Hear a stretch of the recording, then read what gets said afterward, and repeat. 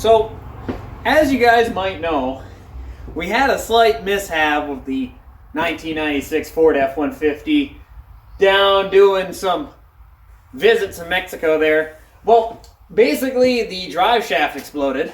Here's the piece that ejected off the truck. It tore the cap completely off, but that's just a pressed cap, so we might be able to press that back in. Trunnions seem to be okay. We have the broken 8.8 flange still on the truck, and the other part of the drive shaft that's on the truck with the messed up hanger bearing. So, can we get this back together enough that it will survive the year before the rear end redesign on that truck? Well, let's just see. Welcome to High Hill Stable Garage.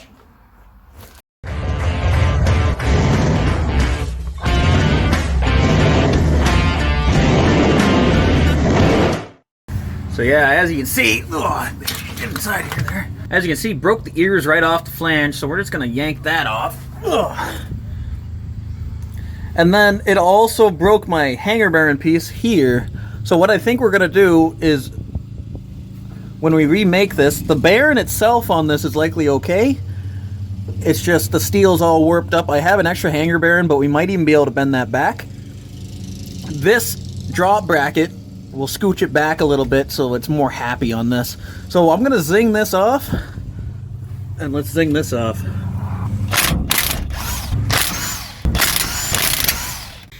All right, so this is the original Ford one. I have a couple spares of these. I think we're gonna go with this Spicer flanged one, because as you can see, the actual maiden flange itself is a lot thicker.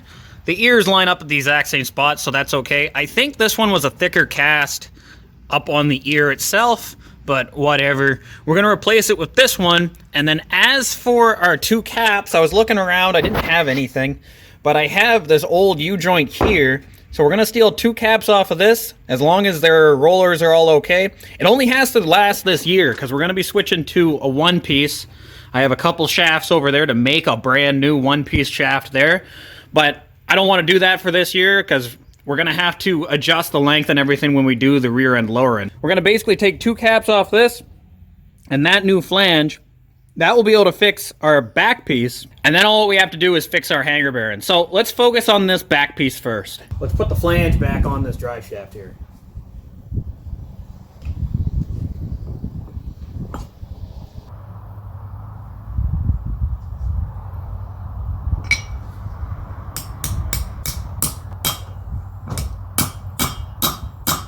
Okay, one thing I just noticed, the 8.8 drive shaft piece that I have, the Spicer one, it actually is for a smaller type U-joint, which kind of sucks.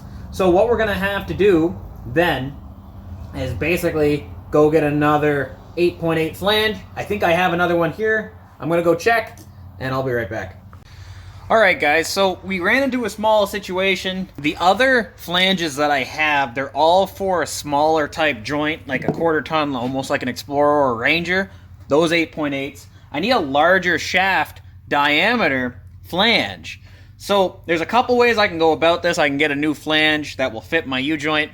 I can get the smaller U-joint for like an adapter U-joint from the big F-150 flange to the small 8.8 flange U-joint.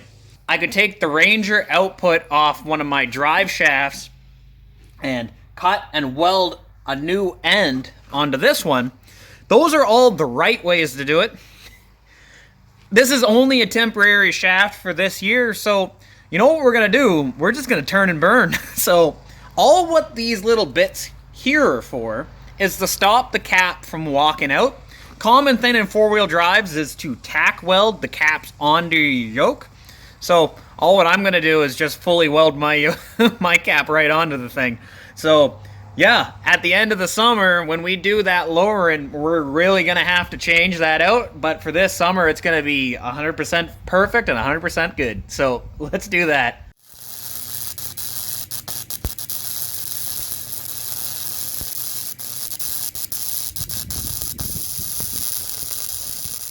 Truck is still in there.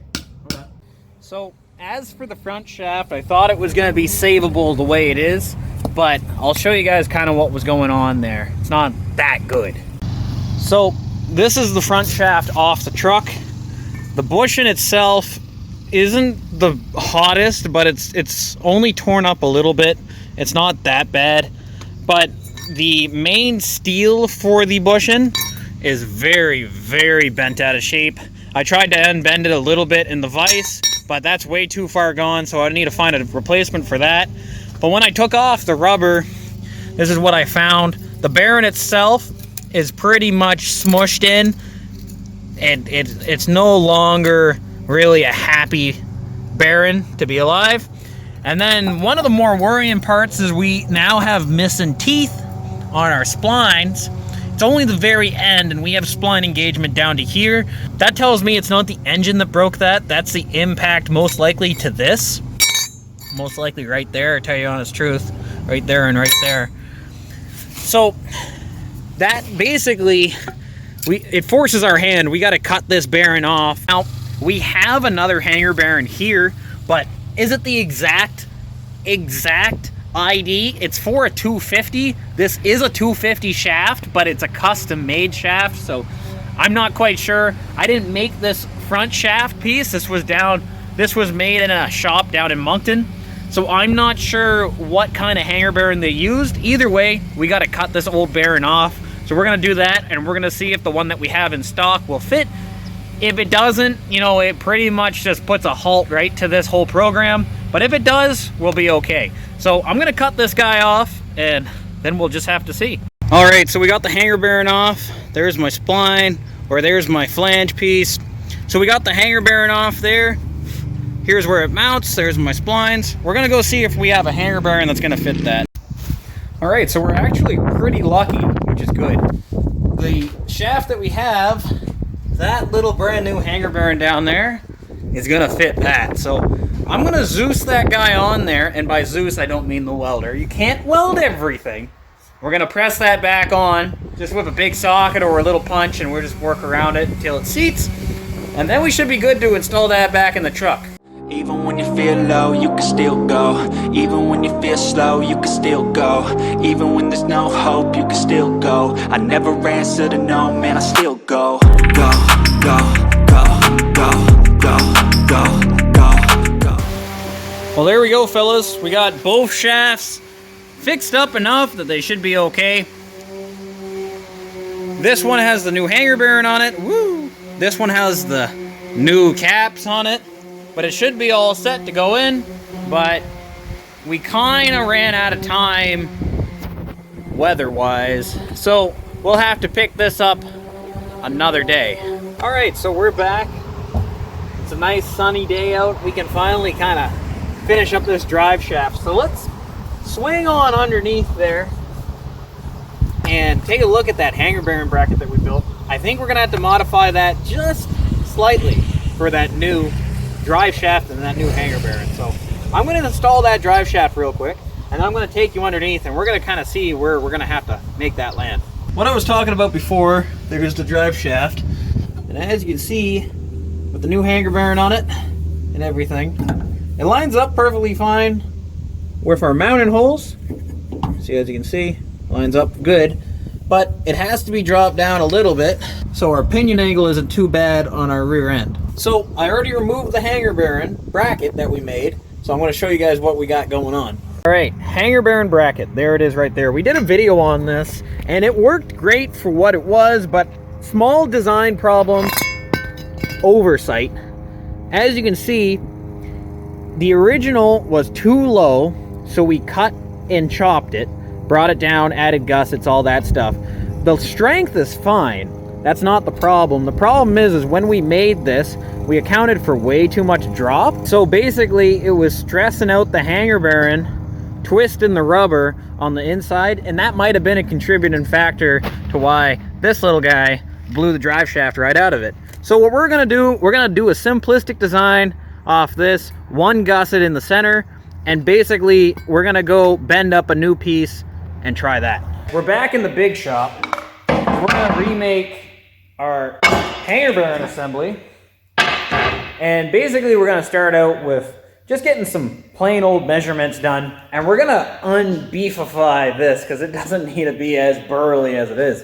So we're gonna measure these out, put them on the table, scratch it into a new piece of steel, cut that, bend that, and we're just gonna keep on trucking because we got a short amount of time to do this, so let's get cracking.